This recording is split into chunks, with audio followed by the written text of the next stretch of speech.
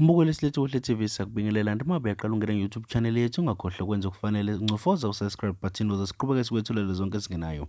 Kanti sikulethele zona zithi sekusabalala ividiyo esinkundleni zokuxhumana kaNdlunkulu the first rate yaseNkabination le ebonakale khona ekhuluma kabanzi ephendula labo bebemxina ngemibuzo ukuthi kungani engayanga eMdletsheni emgubheni wengoma iParis. Lo mcimbi obuwenziwe khona uMthandeni ukubungaza ukwenza kahle kwengoma yabo aphike kuyo futhi uLwandlunkulu esihloko sithi iParis.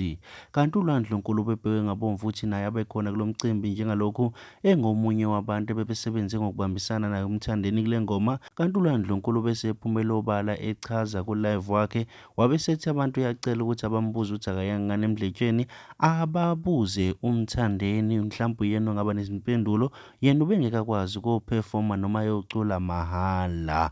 Mbule isilethu Uhle TV nansi ividiyo sikuphathele yona. Kanti awukho eMdletsheni, awuyile eMdletsheni.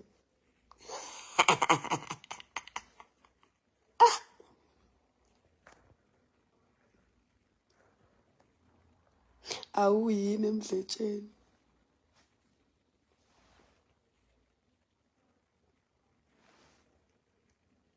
Awuyanga ngane emneneni. Kanti kukithi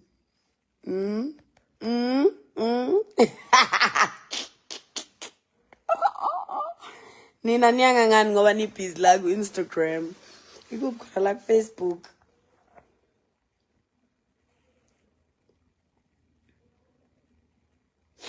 Angazi Buzani uMthandeni ngoba ngizamile ukumfonela akaphendula ifoni yami. Ema ngimfonela shuthi unika amagidi angoma akhe ifoni.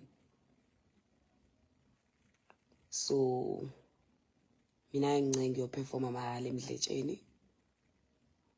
Alright? So ngalokho engibuzayo.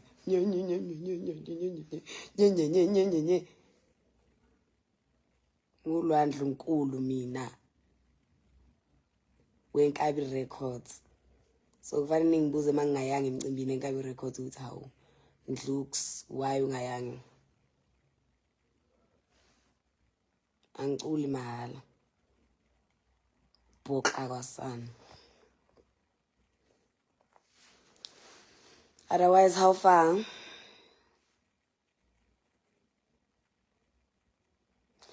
Ubhuqu idust.